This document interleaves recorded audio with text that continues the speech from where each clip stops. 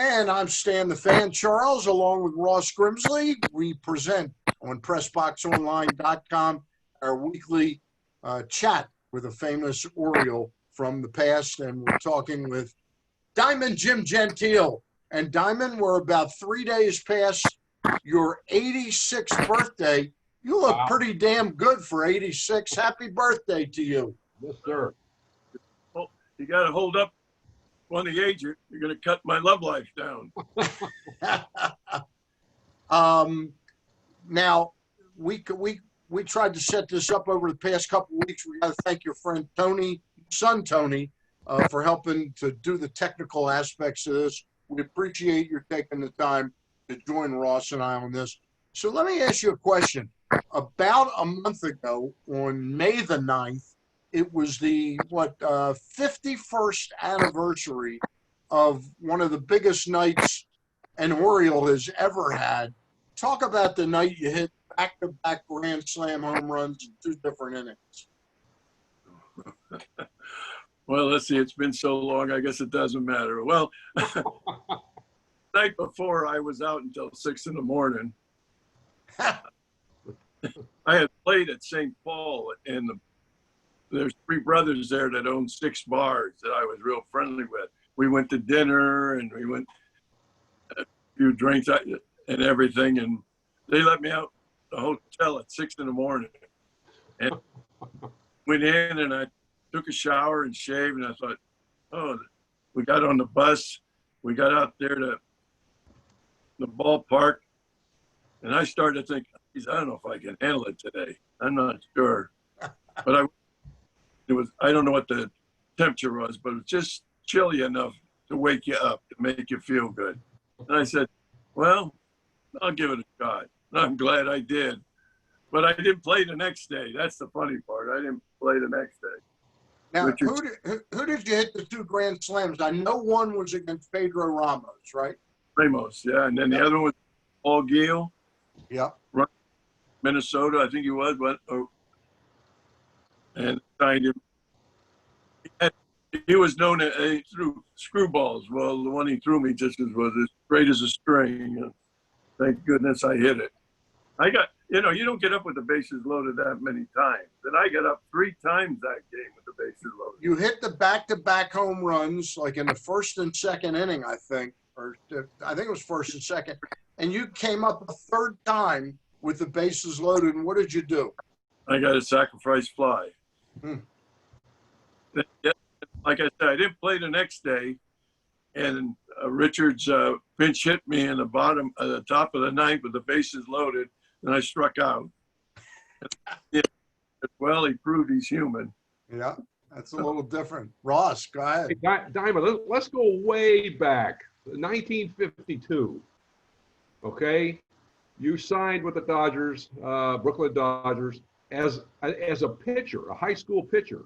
Now, obviously, you had pitched some, as a kid growing up. Tell us a little bit what happened with that. How did that come about? Well, when you're in high school, if you could throw a little bit harder than the average, you were being left-handed. I wasn't going to play the outfield, and I was a first baseman, but my coach wanted me to pitch, so I did.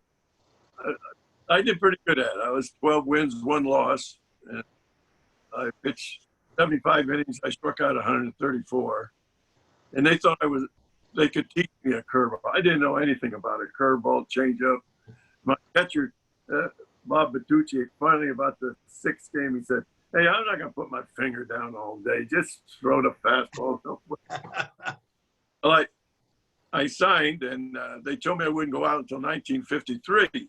Well, all of a sudden in August, somebody down in Class C in the California State League, one of their pitchers got hurt. So they sent me down there, and I went to San Jose to pitch. And I thought I was just going to take a bus trip. Well, I walk in, and George Sugar's the manager, and he says, hello, and he hands me the ball, and he says, you're pitching tonight. I said, what? He said, yeah.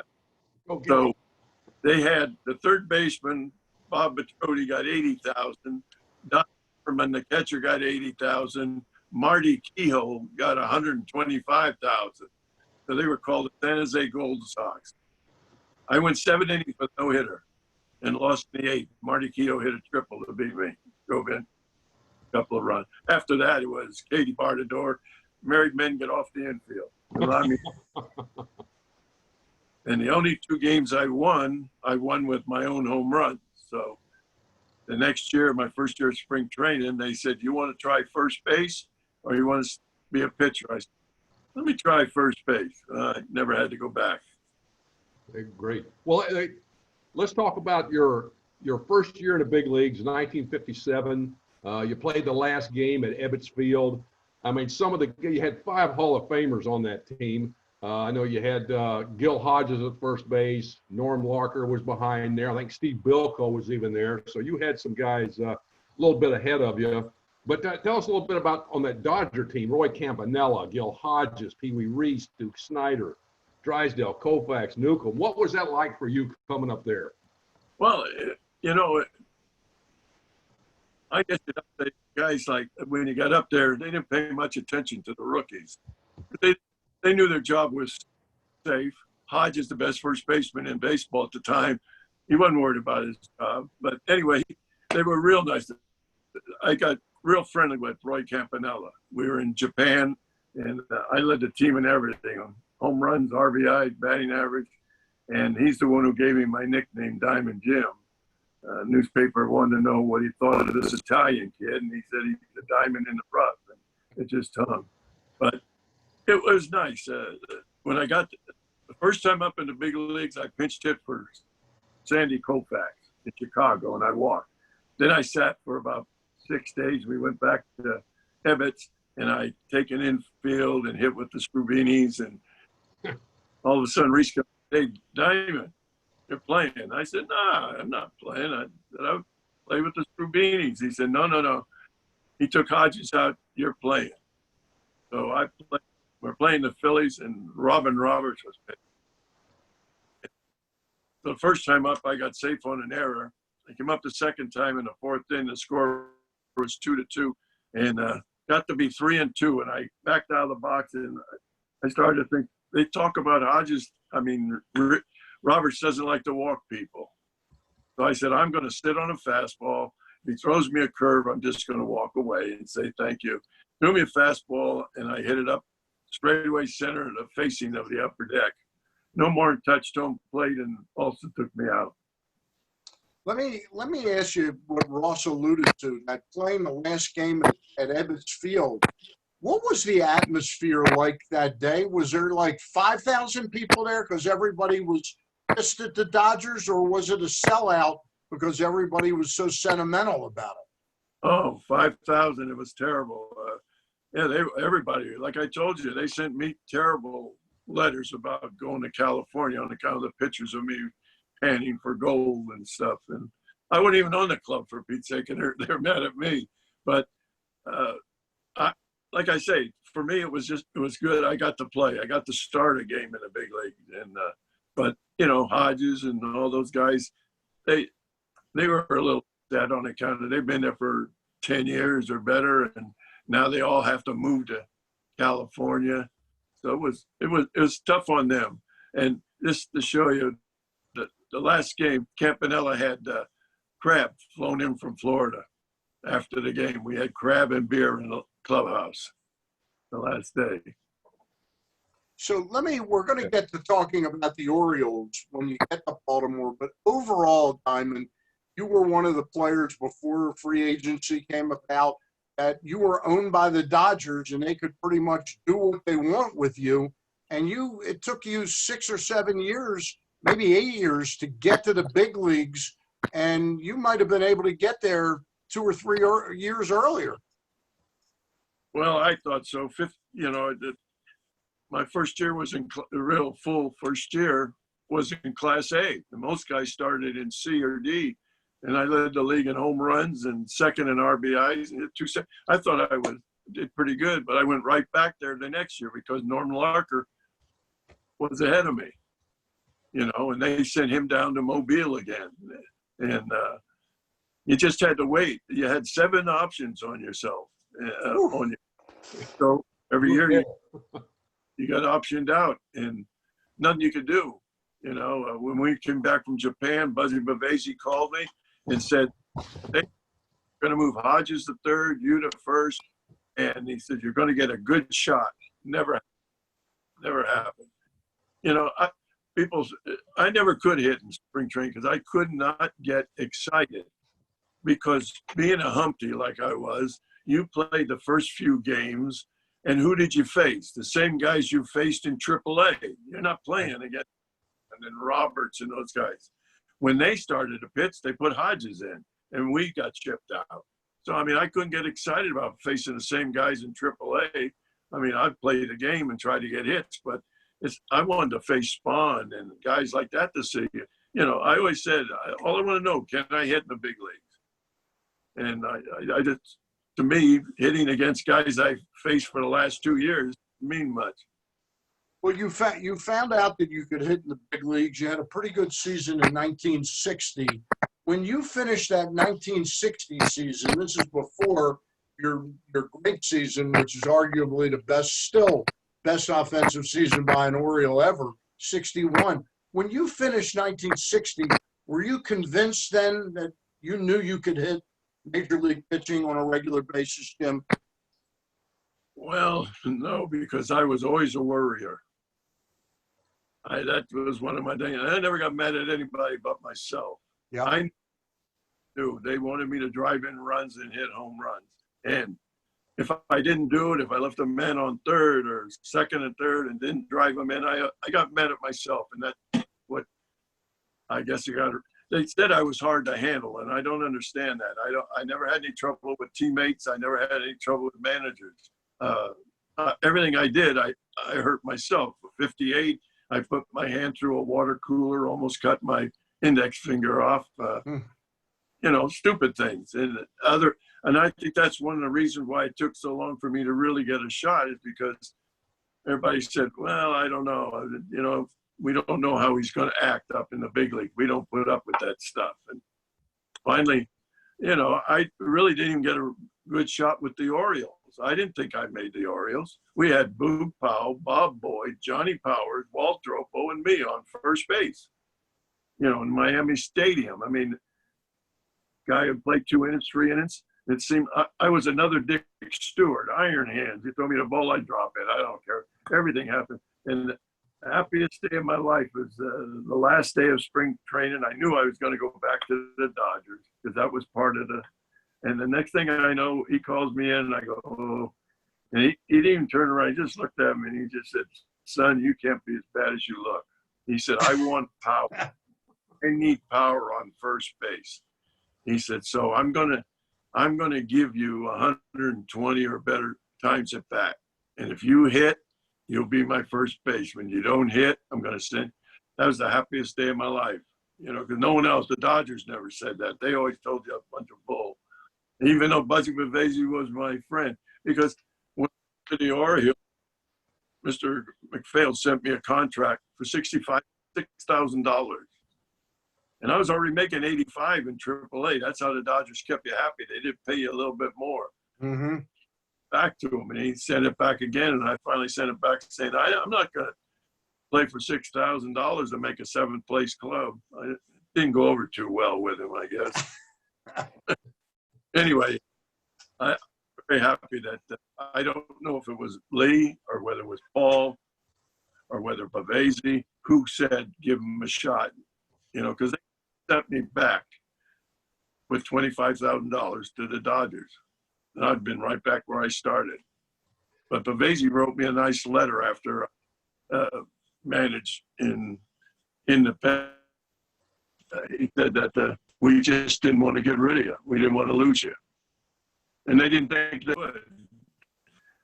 By sending me to the Orioles, they thought they'd probably send me back. Diamond, tell us about the 1961 season. I mean, 46 home runs, 141 RBIs. That's a pretty good year. What exactly? Tell us a little bit about that. You know, it's hard to explain. I that everybody has a great year. You know, a year that's going to put them either up or down. And when the season started, I was still platooning with Dropo until I hit the grand slams, and then Richard decided to let me play every day. It just seemed everything was going great. And the guy, and I think the guy Robinson, and Jackie Brandt and Whitey Herzog, those guys getting ahead of me, getting on base. I mean, to hit 5 grand slams in a season is unbelievable back then. But they were there, the guys were on. And the difference I see between the pitching now and the pitching back then, the guys back then weren't afraid to challenge you. They weren't always trying to hit you on the outside. They don't want to give you a pitch down the middle, but they weren't afraid to throw to you. Where now these guys are outside, slider outside. Anyway, I wish I could explain it, Ross. No, I know. You don't have to explain it to me. I know exactly. They pitch like the Mexican League. They're not going to throw you a fastball if it kills them. Hey, Jim, David, tell us about in '61, you had a bonus that they were going to give you if you led the league in RBIs. It's a great story. It's a great story. Tell us about that, because that's pretty neat.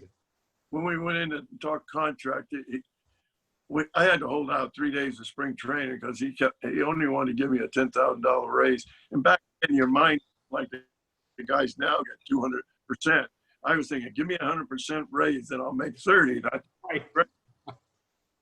He called me up and I went down to the office and we talked for another 45 minutes and he handed me a contract for 29. And I said, well, I want 30. And we talked again and he opened his middle drawer in his desk, took out a contract for 30.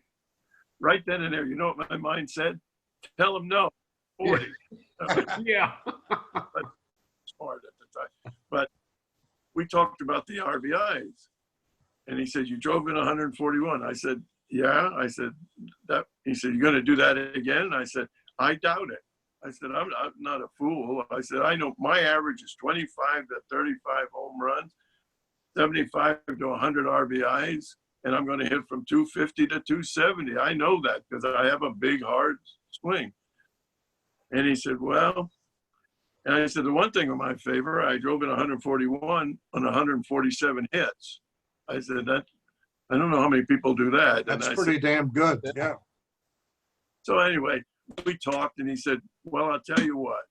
He said, if you would have won it and beat Maris, it would have been worth $5,000 more. I wouldn't even have argued. It would have been great for the club and everything.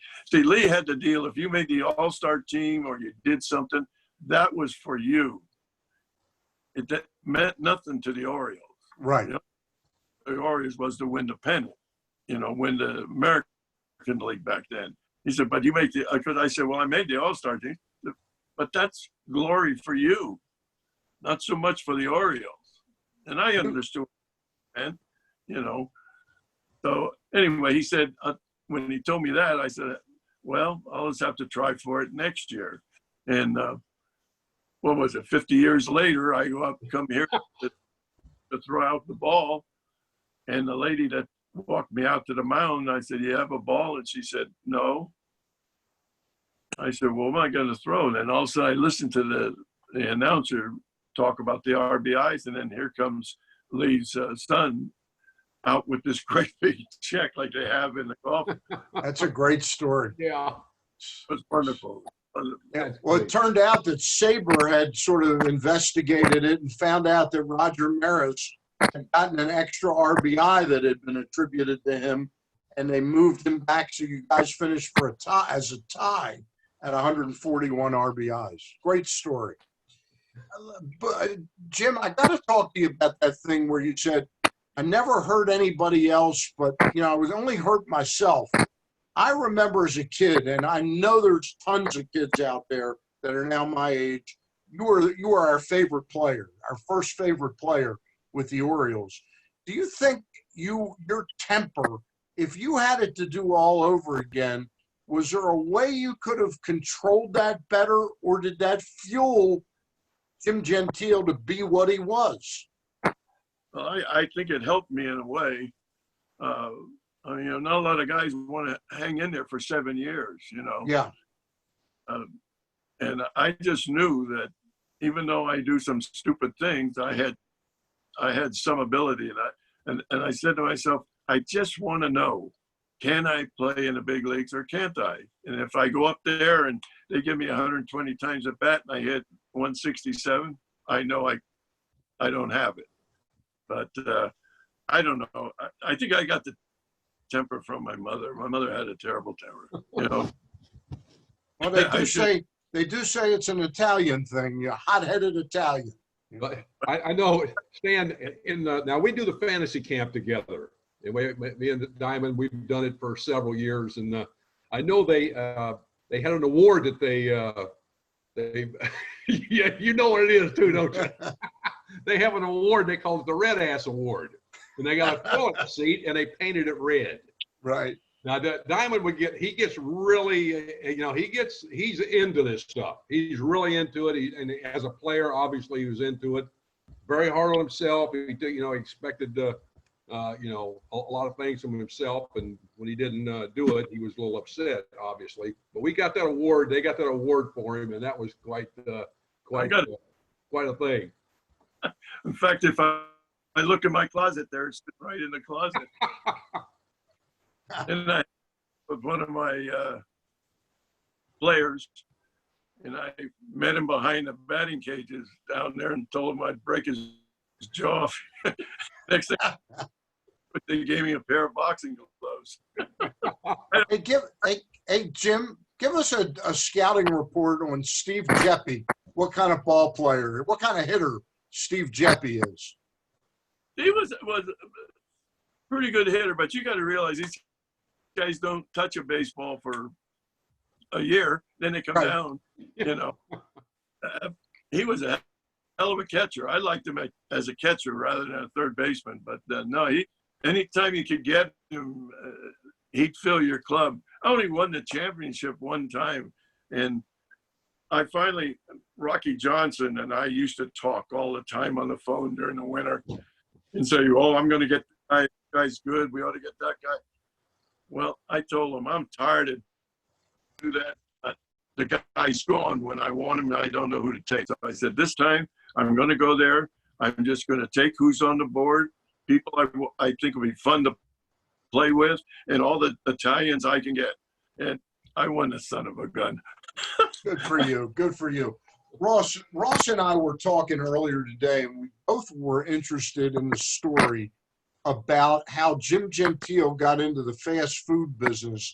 I know I've heard it years ago, but Baltimore was replete with a lot of athletes on the football side that were making money on their side deal. Alan Amici, Gino Marchetti. Tell us a little bit about Diamond Jim's.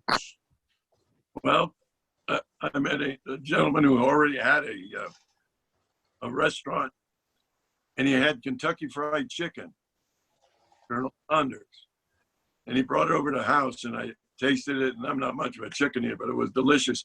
So we decided to build a restaurant. It was out on Reisterstown Road.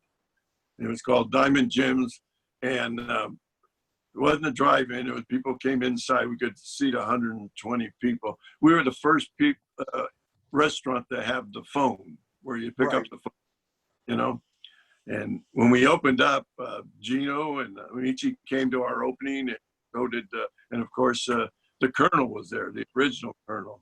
And he told us, he said, someday I just my chicken by itself, no burgers, no. So we went and opened 2 carryouts in the small strips, and it was going good, but it was so far out. The people would come out on Sunday, and we'd put out tables and umbrellas, and I'd sign autographs and stuff. And when I got traded to Kansas City, you had a 5-year option with the Colonel. Well, my partner already used up 3, so I only had 2 years left. So now when he went to go back to renegotiate, in Michi and Marchetti, and there was something there where you couldn't open within 20,000 people of each other, and this, that, and so I just sold out. But I enjoyed it for 2 years. It was nice. It was like Brooks was in with Eddie Robinson. Right. Nice. What was that? The Gorsuch House, or what was Yeah, it the Gorsuch House. Yeah.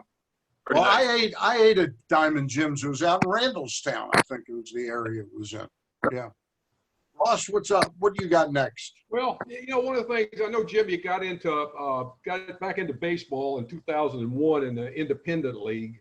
You did that for a few years. Well, how did that go? Tell us a little bit about that. I managed a couple years in Amarillo, Texas, and the Texas Louisiana League, and I had a great time doing it. It was a lot of fun.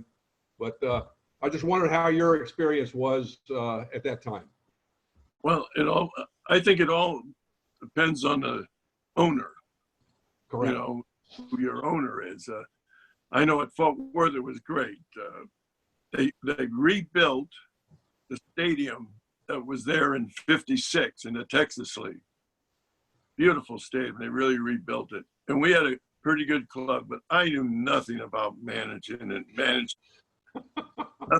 Neither did I. Get out of it. I said, okay. I go back.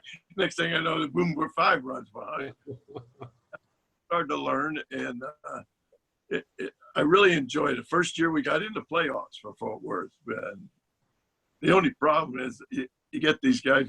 We went down to Tennessee to play a 2 out of 3 series and to stay in the playoffs. And the very first game, I threw my best left-hander. He's a 34-year-old guy. Put this little Cuban fella in at second base. Outstanding fielder. First inning, he boots the ball. So now they got 2 men on. Ball hit again to him. He gets it. My pitcher's still standing on the mound. Okay. Guy gets a base hit. They go ahead 2-0. We get in the dugout. He goes over and starts a fight with the little second baseman. So of course, I've got to get in it, break it up. And I pushed him down, and I said, that's enough. I said, if you would have covered first, we would have got out of the inning.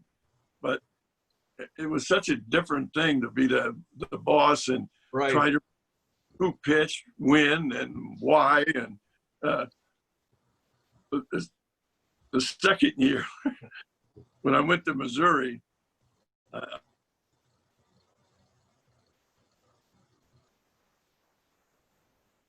looks like we've got a little bit of a technical difficulty there.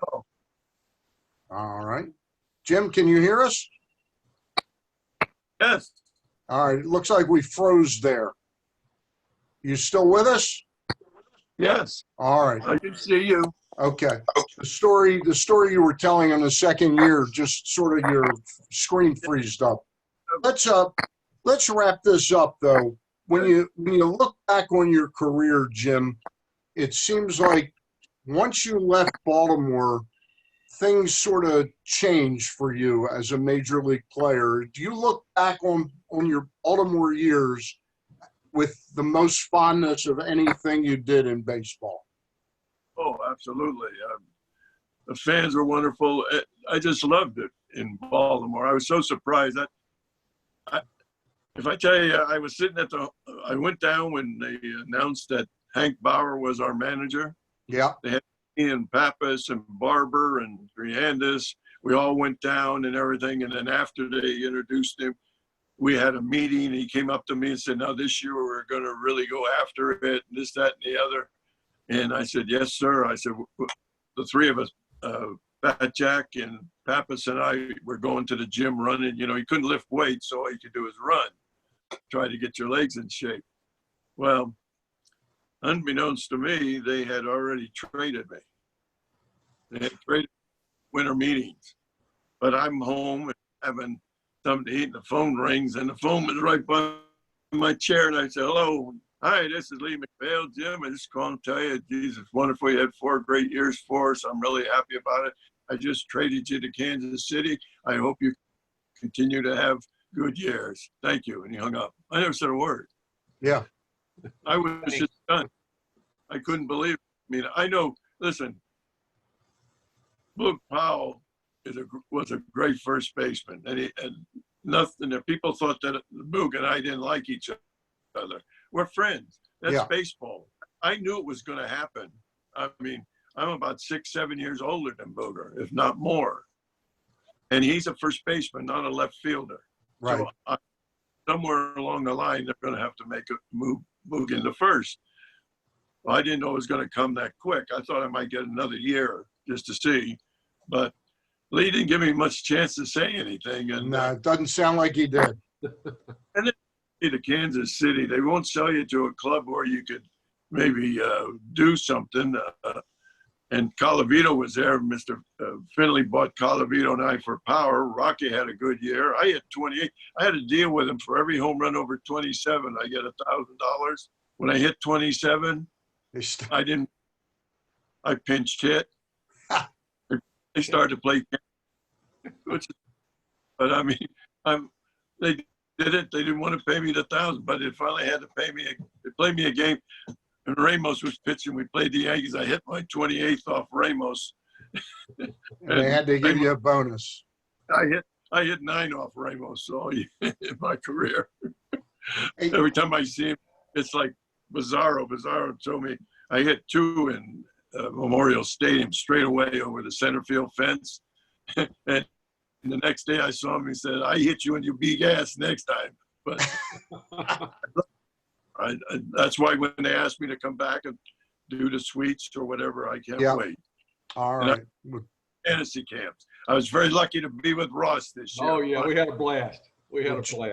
Jim, once again, we want to thank your son, Tony, for making this interview possible, handling the technical stuff out in Edmond, Oklahoma. It's been a pleasure to talk to you and see you again. And we thank you for doing this, Jim Gentile. Diamond, thanks, buddy. Happy birthday again. Yes. Tell your son I said hi. All right. All the best to you, Diamond.